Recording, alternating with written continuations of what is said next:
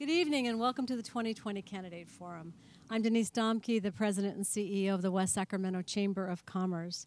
The Chamber is pleased to be able to continue to offer the opportunity for committed local residents, each of them willing to serve our community in elected office, to have an opportunity to respectfully explain their positions on issues important to both residents and the business community.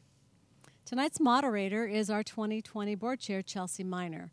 Chelsea serves as Corporate Director of Public Affairs for Raley's, a legacy business in West Sacramento with several operations in our community. Chelsea serves as the company spokesperson and handles external affairs and government relations. She is no stranger to political issues impacting our region and state. Thank you for joining us this evening, and thank you for your engagement in this community tradition.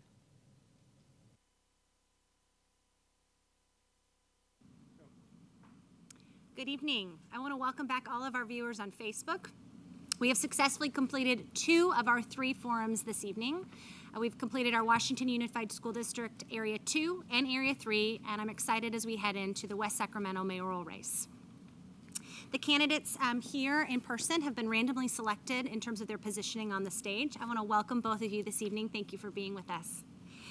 On my left is Christopher Cabaldon, and on my right is Martha Guerrero. Welcome.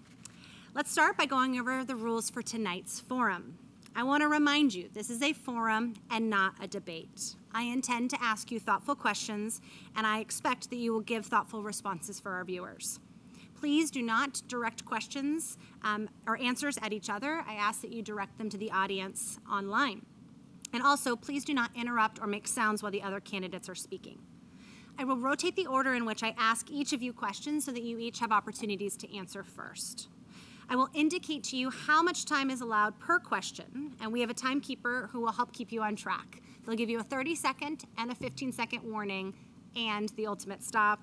I do reserve the right to politely interrupt you and tell you that you've exceeded your time.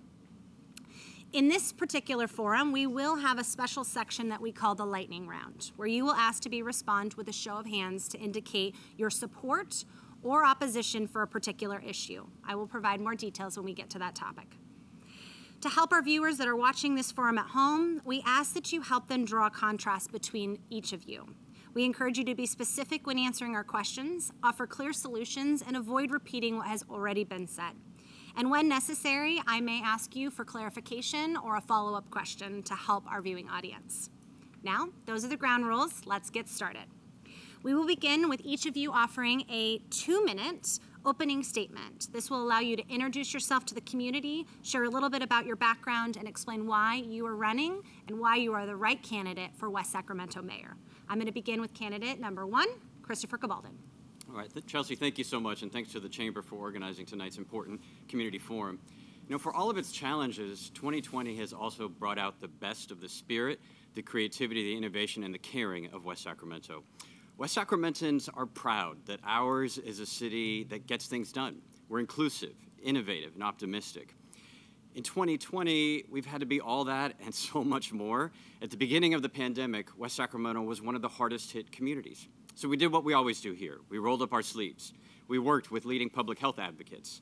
We led the state in West Sacramento in tackling the pandemic, providing motel rooms to homeless residents to contain the spread of the virus, adopting early eviction moratoriums to protect residents and small businesses in the face of the economy, getting food with community partners to every single West Sacramentan that was struggling. And we partnered with the West Sacramento Chamber of Commerce to rally the community to support local small businesses and their dreams. Along the way, we've been keeping on innovating as the very first city in America to provide a college acceptance letter to every single graduating high school senior and a scholarship, first in the country, so that they can pursue their dreams and get the skills they need to live a good life.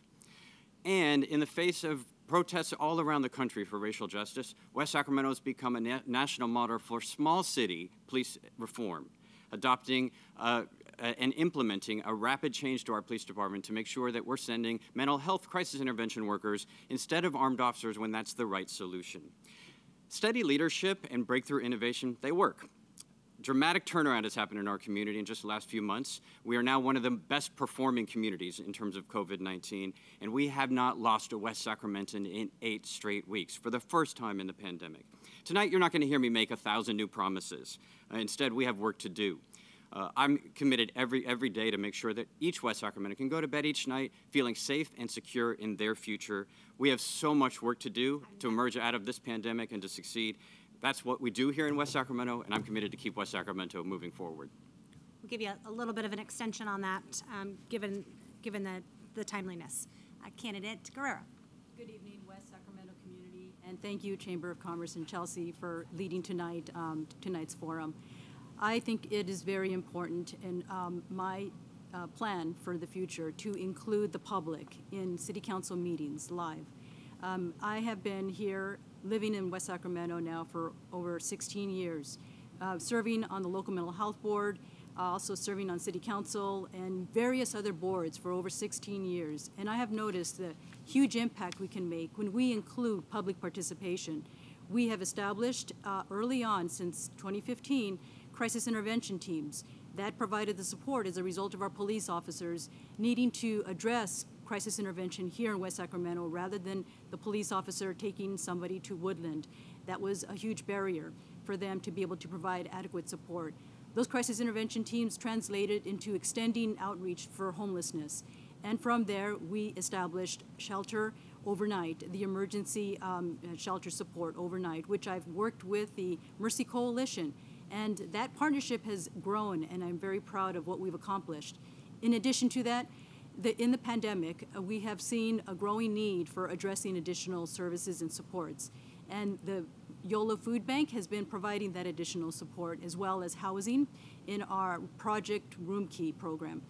In addition to that, we have taken a look at other ways to reduce the economic hardships in our community. And I have looked at what we have done in the past and what we can do to strive to seek better outcomes for our community. Great, thank you. We'll move on into the general program and our questions. For a majority of the questions, assume that you will have 1 minute to answer unless I indicate otherwise.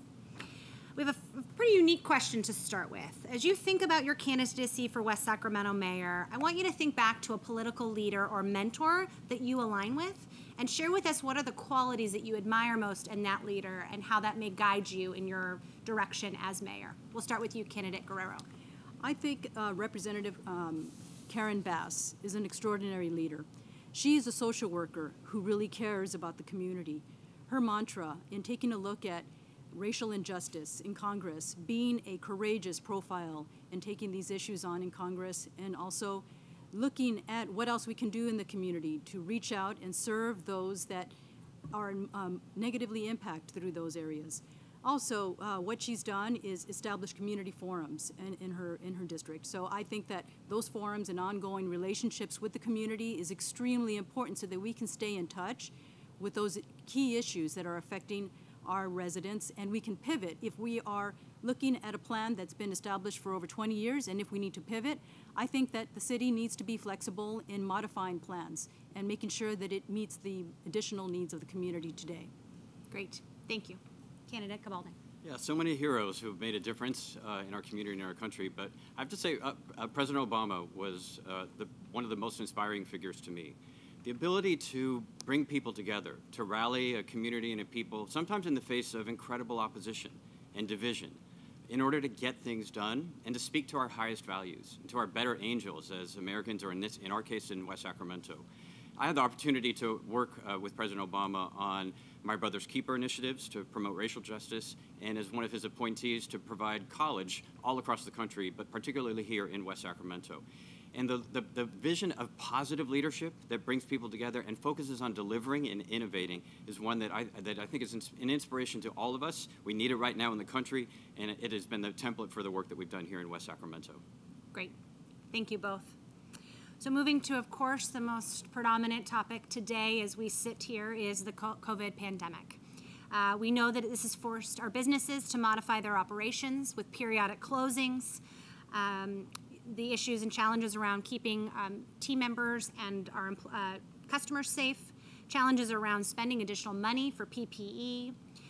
As the Chamber, of course, we want to support and ensure that those businesses do not close for good. That would be, of course, the worst scenario. What can the city do to protect the health and safety of the community while at the same time helping our businesses remain open and restore some of those lost jobs? I'm going to give you a minute and a half for this one, and we'll start with you, candidate Cabaldon.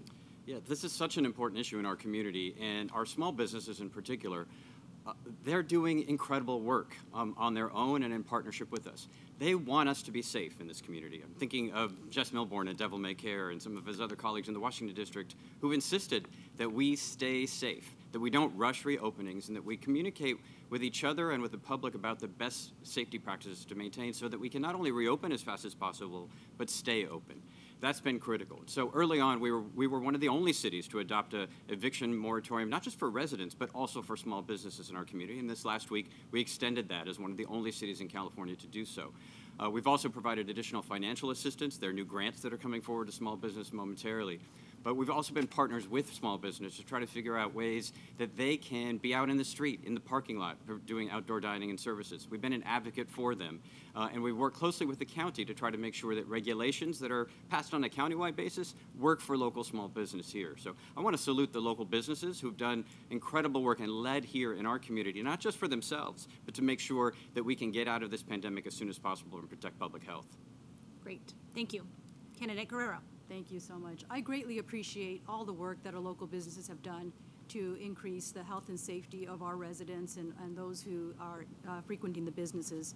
And I've also been doing what we can, working together, reaching out and finding out what their needs are, and appreciate the Chamber of Commerce's constant outreach on Zoom meetings to find out what are their needs. I think making sure that we actively pursue federal funding. The League of Cities has listed those particular needs to help our economy in coronavirus relief funding, and I've signed on in support of that. And I've been the main one who has signed on in support for the coronavirus relief funding. We are currently using coronavirus relief funding to provide additional support for our businesses so that they can have whatever additional PPE or outdoor resources so that they can continue to stay open. And also help maintain an open door for City Council and our administration to alleviate any burdens so that they can get the resources that they need, or the permits or the design agreements if they're continuing to modify what their structure of their business looks like, so that moving forward that they can continue to adapt really quickly and improve on serving our community safely. Great. Thank you both. You both hit on what our next topic is around the CARES funding. And we're realistic and somewhat unfortunately set up compared to some of our nearby cities that we haven't had as much money come into the city of West Sacramento directly. We know nearby cities such as Sacramento received as much as $89 million. As a mayor, what other things can we do to create economic opportunity during this pandemic as we think about rebuilding and offering some of the supplies and things that you both have referenced? We'll start with you, candidate Guerrero. Thank you very much. And I do appreciate that the business community has outlined what their needs are, and I would like to continue to help and provide what support that they need in outlining those priorities. In looking at the history of West Sacramento, where we provided support of a public-private partnership of about $2.6 million with the barn, I want to continue that type of public-private partnership with our communities here. I want to be able to make sure that the city is financially contributing in a way, whether it be coronavirus relief funding or Measure N money or Measure E money. Those are revenue sources that the voters have adopted so that we can keep our businesses local. And the community really wants to see us thrive as an economy because they get to have places for their family members to work. So in addition to that, I just want to be able to open the doors. I have experience both in the county level resources and maintain additional support for workers through county resources, which can be provided at no expense to the businesses. And so looking at a merge between the county, state, and federal resources so that businesses here can continue to move forward without a huge overhead. And I've been very supportive in also providing relief through utility expenses and making sure that if whatever we can do, if there's challenges to be able to make payments in the future, because we are in here for the long haul, I want to be able to help in alleviating those needs, and so they can stay open. But whatever we can do to keep Time's up. to keep the COVID numbers down would be very, very beneficial for us overall. Great. clarification, that's a minute and a half for you. Back to you. All right. Yeah, let's have some straight talk. I mean, the city of West Sacramento is great, but we're small. We're not rich. We're not even Folsom, and we're not the size of Sacramento. And the impacts of the coronavirus in our community on individual employees and residents, on families, on distance learning, on small businesses, and on the capacity of even city government to be able to maintain our vital services depends on significant federal investment. We cannot do it alone. The local city cannot handle all of that by ourselves. We don't have the tax revenues either. And that's why we've been working very closely with Speaker Pelosi and the national government in order to advocate for those resources. Sacramento got nearly $200 per resident as part of the CARES Act. We got under $7. That's not just us. That's virtually every city in California that didn't get that funding. We've got to fight for that. Speaker Pelosi's put that on the table, and that's why strong advocacy in Washington, D.C. is so important, not just to get money to the city, but to get money for unemployment benefits, to restart businesses, to provide the kind of testing and supports that we need in order to get out of the pandemic and bounce back even better. Great. Thank you.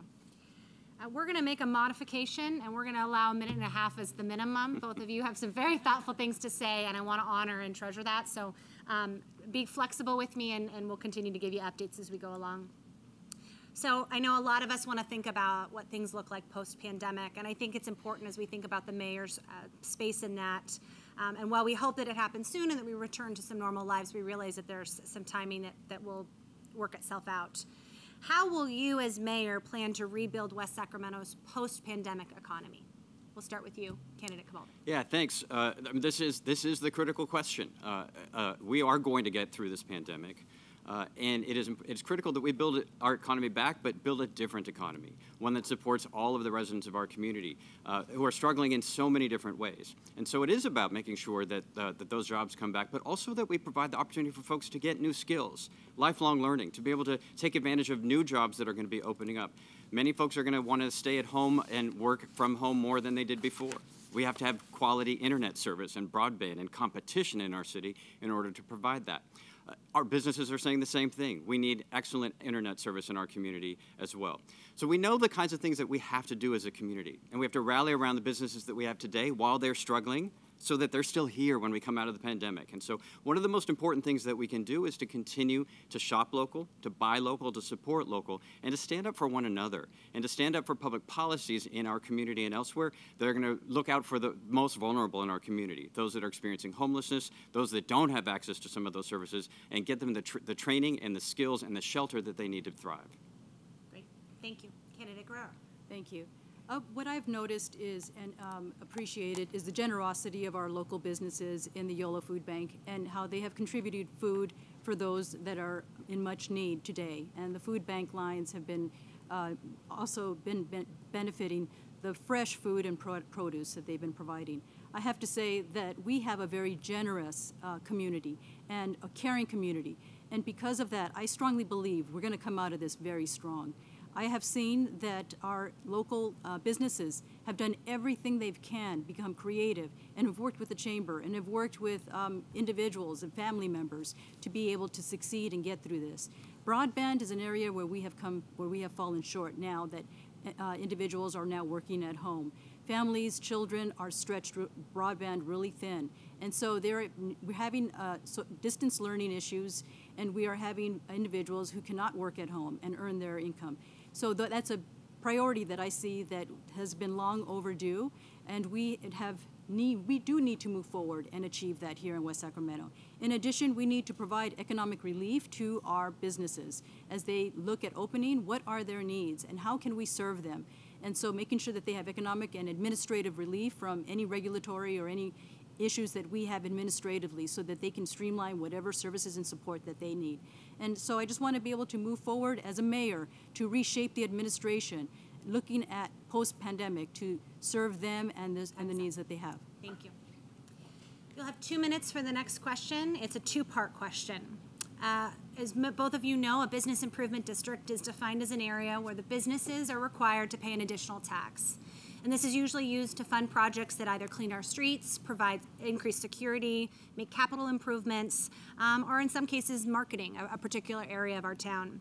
Do you support the development of a business improvement district in the city of West Sacramento? And if so, what area do you believe is most appropriate for the first business improvement district in our city? We will start with candidate Guerrero. Thank you. Being on the Planning Commission, I've noticed that a majority of our business is in our industrial areas. And so that is an area that I can see that we can tap a business improvement tax in looking at what resources they are providing. Our small businesses, on the other hand, are stretched too thin. Our larger businesses, we can take a look at our industrial businesses, our factories, could take a look at what they can do to supply additional support. So that would be the area that I would convene a meeting. It would be a discussion. It wouldn't be something I would implement right away. I would take a look at an agreement on how we can implement something, if that is something of benefit to the community, so that they can understand how it would directly benefit them. I wouldn't put something on the table unless all parties at the table will receive some resource of support. And that's unfortunate that over the years there are taxes that are being placed on our residents, and they find a difficult time finding whether it be a road not getting fixed or the basics here not being served. And so I'd like to make sure in the future that if we have any future taxes, that the residents and those that are and businesses that are being taxed also see the contributions. So just so I'm clear, are you yes or no, or just unclear yet on terms of your support of the district?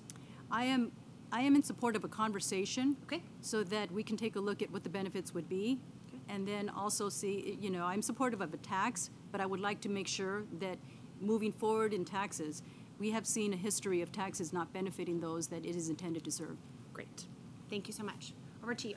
Yeah, so a business improvement district is just a way for businesses to help themselves, right? It's not a tax on residents. And it's not really appropriate for an industrial area.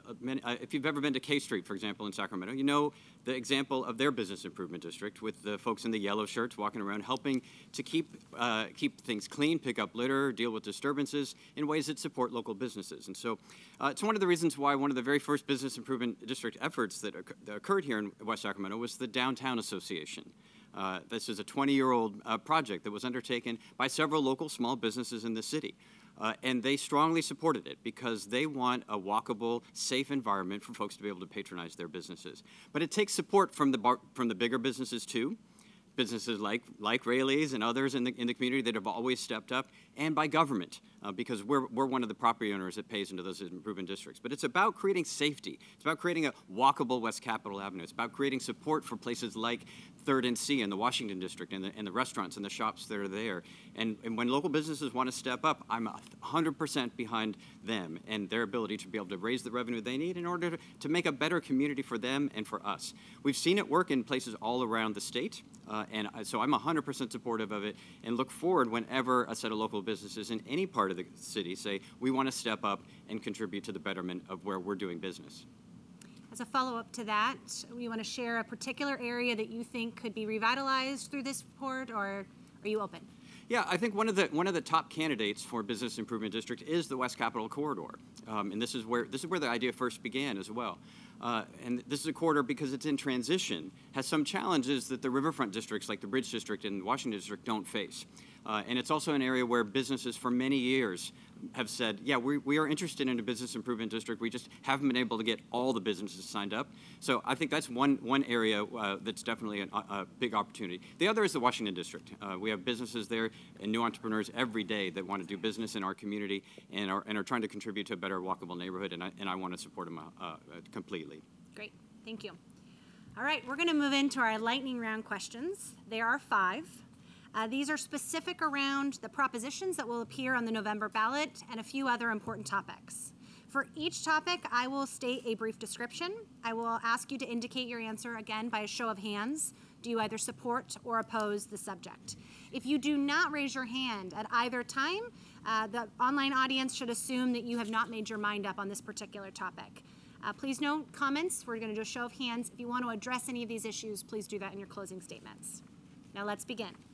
Proposition 15, which is also known as the Schools and Communities First Initiative, adjusts the commercial property tax system in California to create a split roll, where taxes are paid on the property value not at the time of purchase, but annually. I should say adjusted. Please raise your hands if you support Prop 15. Thank you both. Proposition 20 is a public safety initiative which redefines many felonies as misdemeanors, modifies some crime definitions, and addresses the theft crimes specifically around $250 versus $950. Please raise your hand if you support Prop 20. Thank you both. Proposition 24 expands the California Consumer Privacy Act by restricting the use of data and creates a new statewide agency. Please raise your hand if you support Proposition 24. Great. Well, we've been unanimous here. Measure Z. The Washington Unified School Board authorized a bond measure up to $150 million in general obligation bonds for school facility improvements, construction, and modernization. Please raise your hand if you support Measure Z. Seeing 2 thumbs up. Great. All right. And our final lightning round question. The streetcar project. The streetcar project, as proposed, will extend from West Sacramento Civic Center to Sacramento's Midtown Entertainment and Retail District. This is a modern fixed-rail streetcar that will offer new transportation options to connect our 2 cities. Please raise your hand if you support the streetcar project. Thank you. Please raise your hand if you oppose the streetcar project. Thank you. Appreciate you both. Wasn't so bad, was it? We'll get back into some of our questions, and we'll start with you, candidate Cabalden. What do you believe is the current state of the city's pension system? And what will you do to ensure taxpayers that it will be sustainable underneath your watch and not lead to additional tax increases or reallocation? Of course, as we think about dedicating to other city services versus paying down those pension obligations. Yeah, we face, like every city in California, a crisis with respect to our long-term pensions and the mounting costs of our CalPERS payments, particularly on the safety side, the public safety side. And the trajectory that we're all on in cities across California is not sustainable. And the public knows that. The public said that over and over and over again, get this under control. And I have to say what we've been doing in our city is, one, being very judicious and prudent about our spending so that we're not promising more than we can deliver in changes to total compensation for our own employees, but also when we have even an extra $5 or find a quarter in the couch, we're spending it to pay down our long-term obligations for pensions and for long-term health care as well, because the only thing that we can do as a city is to try to eat away at that long-term debt. But clearly, the legislature and the governor have something to do, too. They helped to create this crisis with a series of their actions when they got a little ahead of themselves 20 years ago. And they're going to have to help us with some solutions as well. But I am proud of West Sacramento. We have been one of the cities that's held the line to make sure that as we make sure that we compensate our employees fairly, that we're also taking care of the taxpayers and making sure that we don't have to cut long-term services as a result of our pension obligations. Important that we take care of the pensions of our past employees and are prepare for our future employees. And in working with our first responders, they are well aware of the concerns of the public, and we're even in speaking with our retirees, they understand that this is a pressure on our overall budget.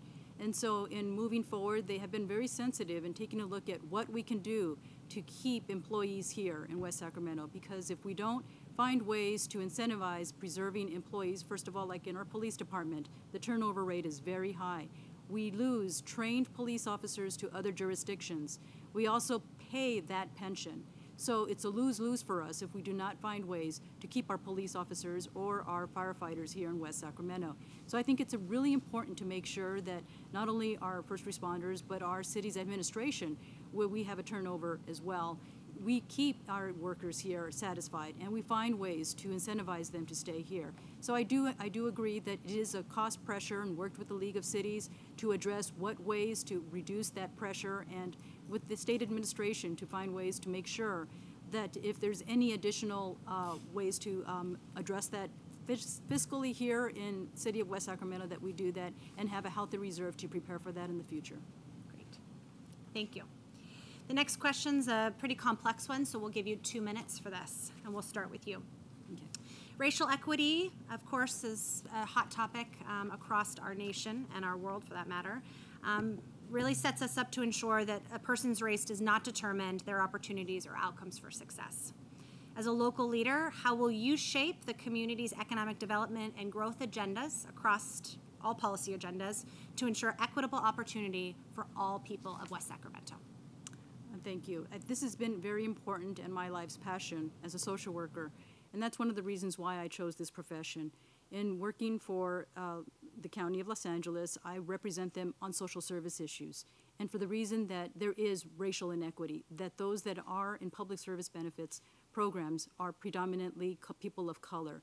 They struggle not only in finding employment, also getting education. And in our community, I have seen that we also have racial inequity, where there is broadband, access to broadband, and those that have access to broadband tend to be people who are financially capable of being able to purchase very expensive broadband. And that's unfortunate because we have a gap now, today, here in West Sacramento, for our people who are lower income, and mainly people of color, who are now disenfranchised, don't have access to the resources, either the computer or the jobs, because they're going to be the first that are unemployed. And they're going to have to rely on public benefits. Very pleased that today the governor announced that he's going to help with the CalWORKs Earned Income Disregard. It's a public program. CalWORKs can provide employment, can support not only our businesses here for providing additional support for employees to continue to work, to be trained, and to maintain a viable resume so that they can be hired in the future, but also for the children. It provides Medi-Cal, it provides CalFresh benefits, so it provides the sustenance that a family needs so that they don't fall behind and remain in much deeper poverty as they have experienced in the past. I think we are still many steps behind, and that's some of my goals, that I want to be able to work with the county and providing additional city resources such as early child care education, after-school programs, and also looking at incentivizing through an apprenticeship program here in West Sacramento, which we currently do not have, and making sure that we have a public apprenticeship program so that we have future. Time's up. Thank you. So we may just want to make sure that we have employment opportunities. Thank you. Candidate Cabaldo. Yeah, being a champion for racial justice has been part of my life since I was 12 years old. It's one of the first students to integrate my local school system. And it remains an issue that inspires my life. And I know so many West Sacramentans, some of whom were animated by the summer's protest for the very first time, to step out and take action that they never imagined themselves doing. And we have to hear them. We have to listen to them. And we have to listen in racial justice issues to black voices, to people of color, and to all those that have been left out of the conversation. That's what we did when we adopted the new police reform process in the city council just a couple of months ago. We convened a set of black leaders in our community under the aegis of President Obama's My Brother's Keeper program. They proposed a sweeping police reform package around crisis intervention. And this is an area where we've disagreed. Councilmember Guerrero refused to vote for that proposal, saying we needed more outreach. But what we needed to do was listen to black voices. I'm also proud that I'm the co-chair nationally of the mayor's task force to disrupt systemic racism, along with the mayor of Atlanta, Georgia. Because it isn't just about social programs. It's also about race. It's about some of the racial covenants that are still part of our housing and CC&Rs in our city. It's about a history of redlining. It's about doing right by righting those inequities and facing them head on. I've been committed to do that in our city. That's why I'm also supporting Dante Early for the city council, because we need partnership and we need representation on the city council that's going to help us lead the way towards diversity and towards justice. Great. Thank you both. The next question, we'll give a minute and a half. Flood control is an important topic for the city of West Sacramento, as of course many of our areas are surrounded by water. What role does the city government have to ensure that not only we have the infrastructure to avoid floods for both our businesses and our residents? We'll start with you, candidate Cabaldo. Yeah, so our little city of 55,000 people after Hurricane Katrina, working with the U.S. Army Corps of Engineers, determined that we needed to spend $1.5 billion to upgrade every levee that circles the city. A monumental task, and I have to tell you, the city council at the time thought this was impossible. There's no way this could be accomplished. But we did what West Sacramento always does. We innovated. We rolled up our sleeves and we're just going to do something and we'll see what we can do.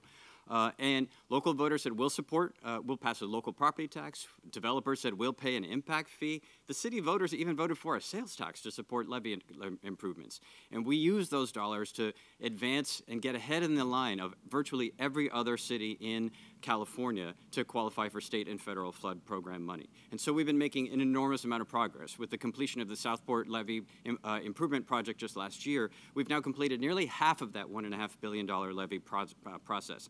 That's because of a partnership with the federal government. I'm either in or right now on Zoom with our Army Corps of Engineers virtually every month, fighting to make sure that we don't fall off their radar screen and that we get every penny that we're entitled to. It's a tough fight. There are cities all across the country that are also complying with these same rules, but we have been in the lead in West Sacramento, and those resources are coming, and they're essential for us to protect our people, our property, our businesses, and we're getting it done. And it's thanks to the innovative spirit and the partnerships that we have here in the city of West Sacramento. Thank you. Candidate Guerrero. Thank you. I believe that definitely providing the flood protection here in West Sacramento is a big priority. The Reclamation District 900 used to be an independent body that focused on making sure that we had flood protection. And I've been disappointed that this Reclamation District was at the request of the mayor and the city council prior to my presence, had recommended to transfer that responsibility over to city council. And unfortunately, the meetings have been have been scant. And we've had short meetings, we've not met every month, and it's a real priority for us to be able to maintain a separate body to ensure that we have flood protection.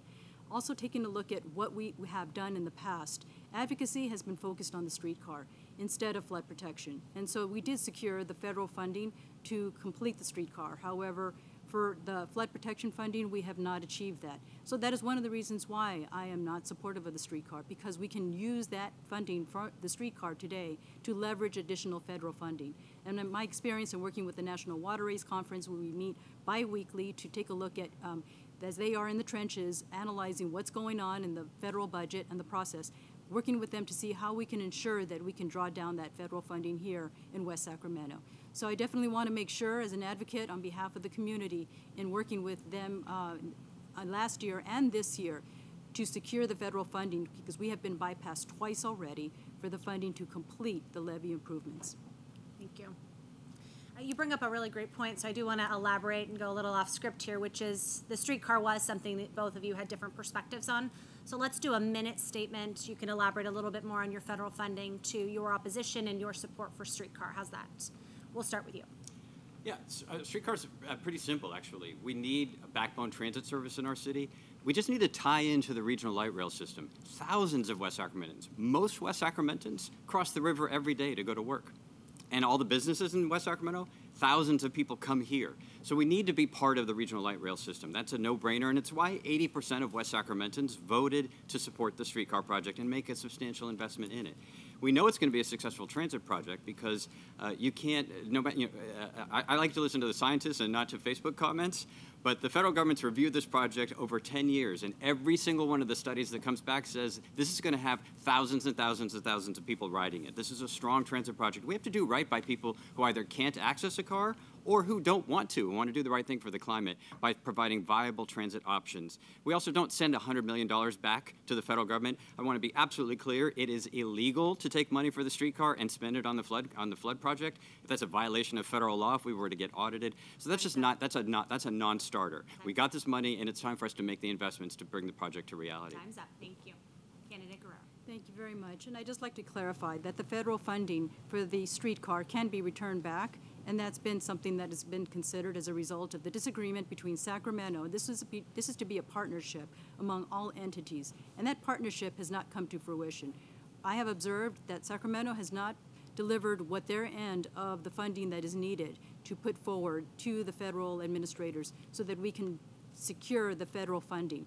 And as a result of that, that has been weighing on my mind, and also consulting with the Sacramento City Council members who are expressing in disappointment on whether we should have a streetcar. Streetcar is only going to be 1.5 miles, 3 stops. It's not going to serve the entire community.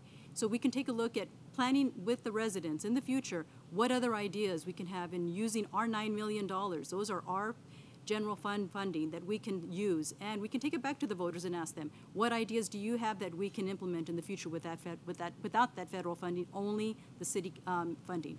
Great, thank you. So both of you have brought up challenges around infrastructure and broadband. And so clearly it's a challenge you both have identified. I'd like to hear from you specifically on, as mayor, what would you do to fix and remedy the broadband situation? We'll start with you. Thank you, Chelsea. I think it's really important. Broadband is a necessity today. So people that are telecommuting, and it's going to continue for a long period of time, and family members who are struggling at home to be able to get access all at once during the day.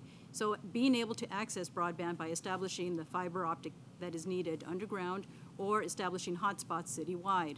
I think we can either deliver these hotspots as a city. I think it's our responsibility to provide support through the school district for our students and to our businesses in providing the resources that they need. So we can take a look at an immediate solution and a long-term solution, and working with SACOG as they are planning on taking a look at establishing broadband underground for future projects that are going to be fixing the roads. And that's going to be my priority here in the city, is to make sure that these roads are fixed, and incorporating that plan using our revenue and drawing down, leveraging federal funding, federal and state funding to build broadband. I know that this has been a priority not only in Sacramento, but also in DC, looking at nationwide what the areas, what the gaps have been.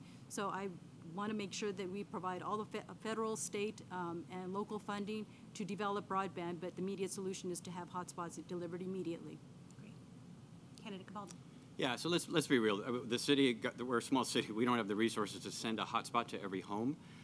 What we can do, though, is what we have been doing, which is every time we open up a street to lay a pipe or to lay other things, we now add fiber. We're doing it right now on West Capitol Avenue. And why do we do that? But partly so we can lay the groundwork, literally, for a future city broadband utility, but also to increase our leverage, because we want to tell Wave and AT&T and other potential broadband providers in our community, you could use our fiber that's under West Capitol Avenue, but you have to agree to improve your speeds. You have to improve your reliability and your redundancy. You have to meet the needs of our community and our city. That's how change happens in a city government. We're not Congress. We don't have billions of dollars to give out for free, but we do have leverage. And when we're smart about it, when we use the tools that are in our toolbox to really make a difference, we can do so for our residents. I know it all the time. I teach. I'm a teacher, and I have my students who go down in class because they don't have access to the internet. I watch parents struggling. I watch even members who are trying to speak at city council who cannot participate, small businesses that can't take orders. It's a critical public utility. It's why Congresswoman Matsui has worked so closely with us at the federal level, but we are doing what we can here at the city in order to provide that basic service and to try to encourage innovation, but also competition, so we get new providers to meet the needs here in West Sacramento. Great. Thank you both. I've got an on-the-fly question, which I think is very relevant and important. Thinking about last night's debate and some of the civil unrest that we've discussed, that there's sometimes two sides to an issue or two opinions that are very contrary. There's been challenges around civility during these discussions or heated debates. As candidates, what do you think your responsibility is to encourage civility during this difficult time, to create that opportunity for questions without creating challenges to your nearby community, to someone's safety, et cetera? We will start with, sorry, I'm going back on my list here, Candidate Guerrero. Thank you so much. And that's one of the reasons why I abstained from voting on that City Council agenda item on July 15th, because we did not have a transparent process to include additional stakeholders of the community. So I reached out to the Sacramento NAACP and sought their advice. Through my brother's keeper, it is part of the process to include and have additional public participation, not just an internal meeting with very key and important people that were participating, but additional stakeholders, additional people of color, additional organizations that have been serving this community, and also the police department, who are going to be having to deal with the additional changes. So it is, for me, extremely important to work with our community and address these issues in a transparent process and moving forward. And so that's why I think it's a way to be able to reduce civil unrest, is to make sure that we have a city council that allows public comment live. To not include public comment live does create unrest. If you're suppressing democracy, if you're stifling their voice and not having their ability to speak during the city council meetings. And so it is really important for me to be able to meet with the members of the community. That's why I go to the Yola food banks and meet with them, find out what their concerns are, see how we can address any racial inequity, and see what we can do to make those changes on City Council and the administration. Thank you. Yeah, I'm actually really proud of West Sacramento in this notion that we have the most spirited, sometimes angry, sometimes knockdown, drag out fights in our community about stuff that we care about. This is a city where, you know, we're willing to put it all out on the line and argue and fight, and then, you know, grab a beer or a Dusty Baker wine or a burger or a piece of pizza somewhere together, come back together as a family. That the federal government could learn a lot from our community here in West Sacramento about what civility looks like, because civility is not about just being quiet or smiling. It isn't that. It is about caring enough to think about tomorrow and seeing other people's point of view and understanding that we're not villains, that we may disagree, but we all want a better community. We all want to just go to bed feeling like we're doing a good job and we're taking care of our families. And when we remember that, when we remember that we're all good people just trying to do a good thing here in our community, we can have the most spirited battles over the things that matter while still waking up tomorrow and taking on the next project together. Great, thank you. Let's stick on this topic. Again, it's very timely and important, but of course your role as mayor is, you know, both helping to propose, modify, and approve the city's budget. With the national discussion that we've been talking about around law enforcement and civil unrest, do you believe that the city's investment in police is appropriate at its current level? We'll start with you, candidate Cabaldan. Yeah, I do. I mean, we are in a situation right now where, because of the COVID situation and the economic recession that we're facing, where everything's going to have to be on the table. Our revenues and the expenses that we face, like everyone else, like every household and small business in our community, are going to cause us to revisit the budget. But I do not support defunding the police in any way. I think what we are doing right now is shifting our resources within the police department to be more appropriately deployed and to support the kind of racial justice recommendations that we've been considering. That's the way to handle it. Yes, we should. I'd love to spend more in certain areas of our law enforcement and other parts of our police budget, but we also have other needs in the community too, and we have to make sure that we're supporting our parks and our trails and making sure that we protect safety by not having needles in playgrounds. Every part of the city government is in some way about public safety, and that includes the police department. And so, defund, no. Rethink the way that we deploy those resources and the way that we support our officers and the kinds of things that we ask and demand our officers to do, yes, and that is exactly the kind of reforms that are underway right here in West Sacramento. Great, thank you. Candidate Guerrera. Thank you. I do believe that we do need to continue to provide additional support to our police officers. I have noticed over the years, and the approval of Measure N and looking at the police officers' budget, that the additional funding was needed so that they can be in competition with other communities. We have been losing trained and experienced police officers, and now we have a ratio of over 50% of them have 5 years or less experience. In speaking with the NAACP, Ms. Betty, that she said that is, that is going to put us in a very bad situation if they do not have the training. And working with her, she said we need to be able to have more and hire more experienced police officers. So that requires a stronger lateral hiring process. And also taking a look at grooming individuals of our community so that they are interested in becoming a police officer. I would like to make more investments in those areas, and also make investments so that we have an independent police review commission, members of our community who can help us provide the guidance that we need in our police department to make it a more stronger and supportive of the community's needs, so that it is not a standalone entity and working with the community, because I think that our community strongly supports our police department, and I also have found that there is a slight increase in crime and criminal activity, and so there have been calls that are taking longer, and I know that our residents, although supportive, do feel that there's a need for additional police response support. Great, thank you. As you both know, we just completed our debates for the Washington Unified School District, and an important conversation that we have, especially coming from the Chamber of Commerce, is our support for second base and the important work that that does to support workforce development. Cabaldan, you mentioned some of the skill sets that are going to be needed to fill the digital divide. As you think about the future of our workforce and the needs of CTE, what proposed programs or new opportunities would you make recommendations as we think about expanding second base into the future? We'll start with you.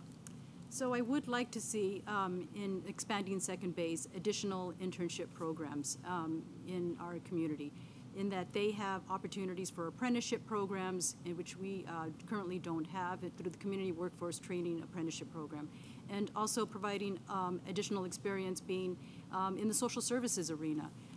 Because I see that the ability to serve, as I have served in the past, helping the elderly in ways that they can understand what the needs are in our aging tsunami, that we're going to need service providers in the future, and also helping youth and making sure that they learn. So I think we can find ways to weave parents and youth together so we can provide after-school activities for our youth, and also bridging that relationship with our first responders and making sure that they see the benefits of being a first responder in the future. So I'd like to be able to expand, as I've described, so that our youth find job opportunities here in West Sacramento.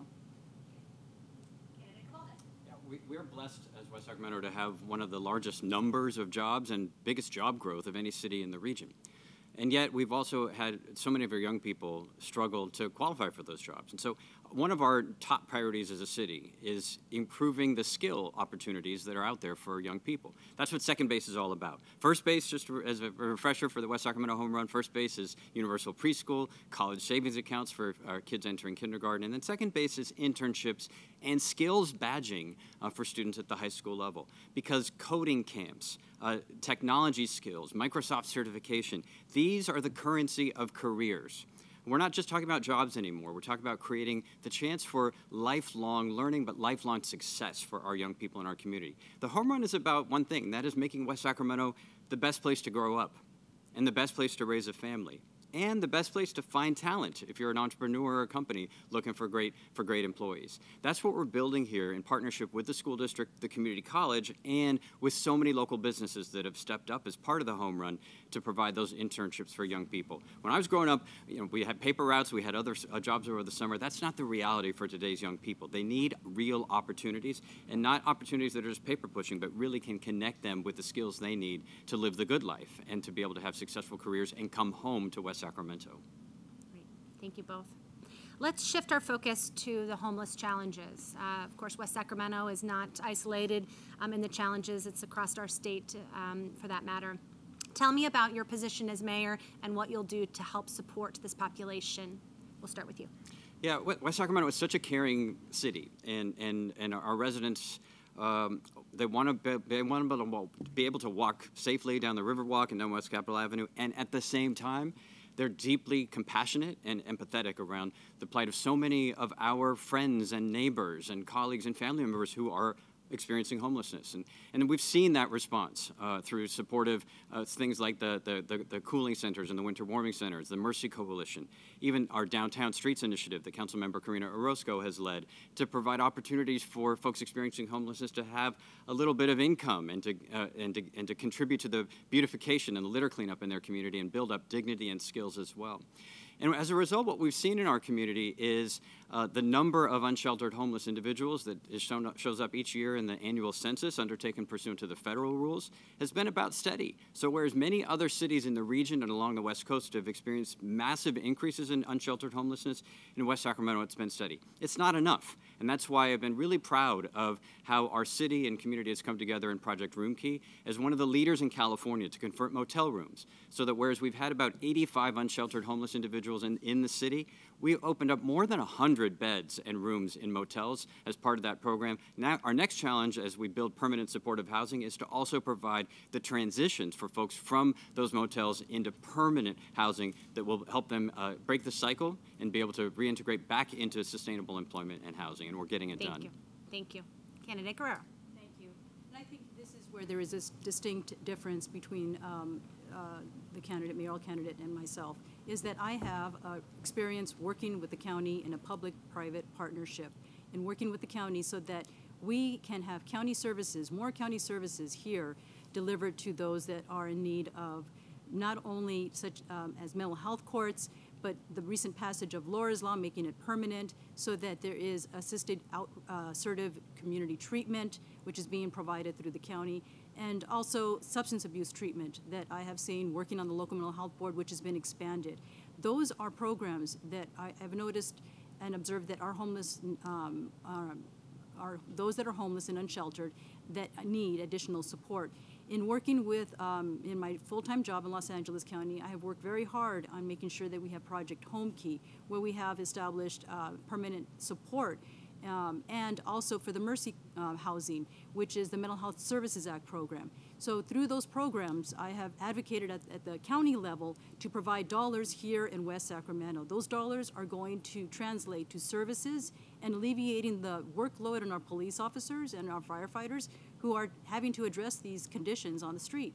And so in looking at the future, I want to be able to weave all the county services and our Mercy Coalition, who has been working out on the street for many years providing support for our unsheltered guests, and working and bridging those resources together with the city so that we can serve those.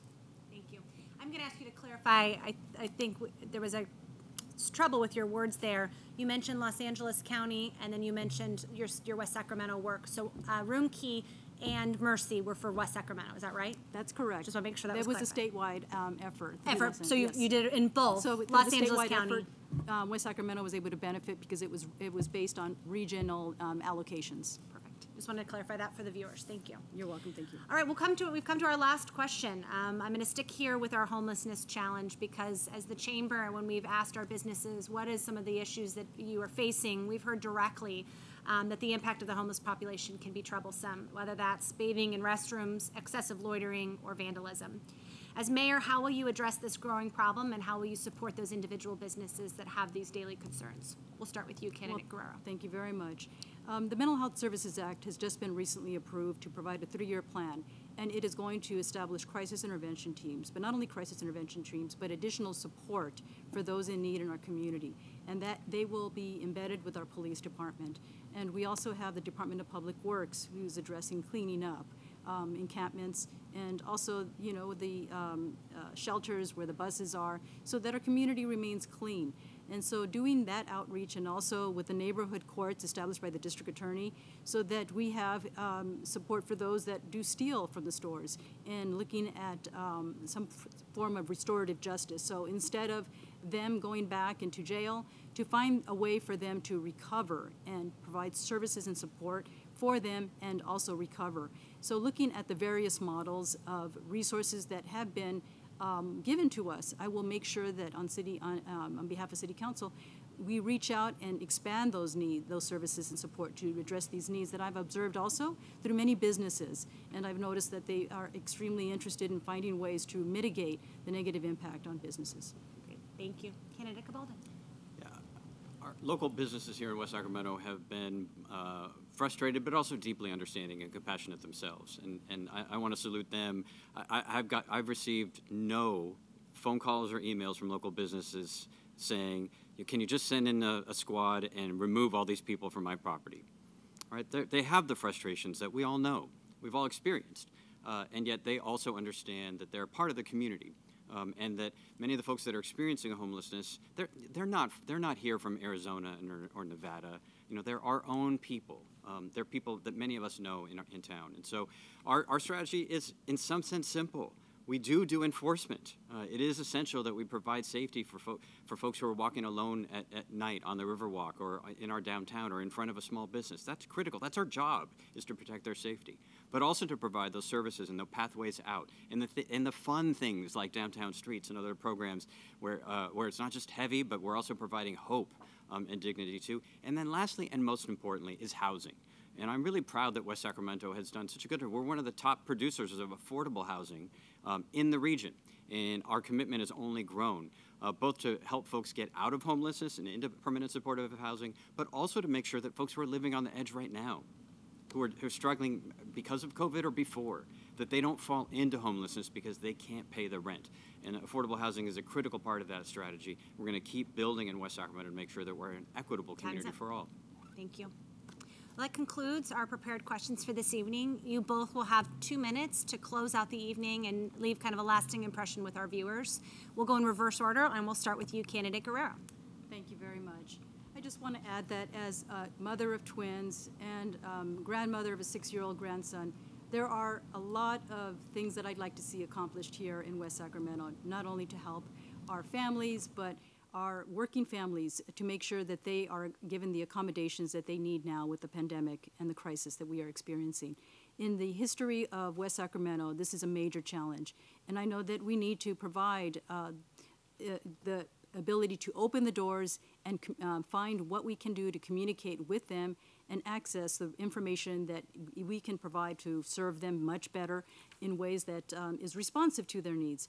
So I think that in being responsive to not only them, our first responders, and providing fiscal transparency and accountability moving forward, because we are not going to have a whole lot of money in moving forward. We are going to make sure that our infrastructure is taken care of, and our first responders have the resources that they need, as well as our city administration. So that's why I am looking at money that we are spending today that is not needed on transportation. Looking at our micromobility plan that we do have in place, we have a strategic plan which places a streetcar first. I think we need to be flexible on City Council to pivot and make investments where I think it makes sense for our city. So that is a plan that I'd like to make sure that we are encouraging our community to get involved, to provide input, and to provide us with the guidance, and to be flexible to serve their needs. And also grateful for the support that I've had from the labor and our firefighters in their trust in me. And so I would like to let everybody know that there is a website, www.marthaguerrero.com, so you can access more information and learn more about my platform for West Sacramento. Great. Thank you. Candidate Cabaldo. Thanks. It's got to have been hard tonight to even tell what the differences are in terms of some of our positions and votes. I think other than streetcar, it sounded like we agreed on virtually everything. Maybe that's not a big surprise. Like me, Councilmember Guerrero served in city government for 16 years, and I think we voted together on the same way 98% of the time. But Chelsea asked at the beginning, please, can you highlight some differences? So I just want to highlight what are the 2%? Where are those issues where we have stepped aside? And we've already talked about streetcars, so I don't want to beat that one up. We didn't vote together. Councilmember Guerrero refused to vote for implementation of our college savings account program. She didn't support the VIA on-demand rideshare service in our community. And as we've already talked about, we disagreed on implementing the racial justice recommendations from the My Brother's Keeper Task Force. And I'd say that the only other thing I can remember is DocuSign. I voted for DocuSign, and she didn't support DocuSign. Those are the issues. But because being mayor is not about the voting, and it's not about taking positions, it's about getting things done. It's about bringing people together. It's about supporting other people's ideas, lifting them up, inspiring them, and then running interference. It's about leveraging. It's about finding a quarter here and a nickel over there to help somebody else's dream come true and to help real progress happen. I'm so proud of what we've done here in our community to revitalize neighborhoods, to build new places, and to create opportunity through things like the West Sacramento Home Run for every child in this city. We are widely respected as one of the best run, most innovative, most inclusive, most inspired cities in America. I'm so proud of us, and I want to make sure that we not just survive, but emerge from this pandemic and from 2020 stronger than, better than ever. We can do it. We just have to keep West Sacramento moving forward. Great. Thank you both. This was a very enlightening and thoughtful conversation. You've given me a lot to think about. I hope that you've given all the viewers and our voters things to think about. So thank you for being here tonight in person. It truly was remarkable. So thank you both. This brings us to the close of our candidates forum. Bear with me, I've got a few special announcements for those of you online. I want to thank the candidates again for your time, and I want to thank the Center for Spiritual Awareness for allowing us to use the space and be here this evening. A recording of all three forums will be available online at the WestSacramentoChambers.com's website as well as YouTube. But I do invite you to join us tomorrow night. We'll also be featuring, starting at 5 o'clock, same platform here on Facebook Live for the candidates for the City of West Sacramento City Council. So we ask that you join us there. This forum was presented, of course, by the Chamber of Commerce to serve as a community service to our residents so that you could hear directly from our customers. Excuse me, I have said that twice, hence the retail of the candidates.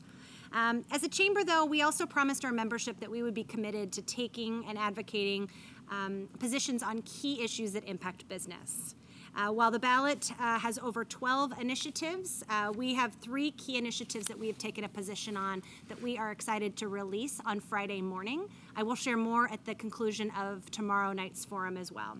These initiatives received a comprehensive review from our Economic and Government Affairs Committee and received unanimous positions by our Chamber Board of Directors. So be on the lookout by both email and social media for our positions on those initiatives. Again, we hope you'll join us tomorrow night at 5 o'clock. And I want to thank you all for joining us and taking part of this important conversation. If you are not registered to vote, the deadline is October 19th, and you can apply online at registertovote.ca.gov. On behalf of the West Sacramento Chamber, I wish everyone a good night. Thank you for joining us.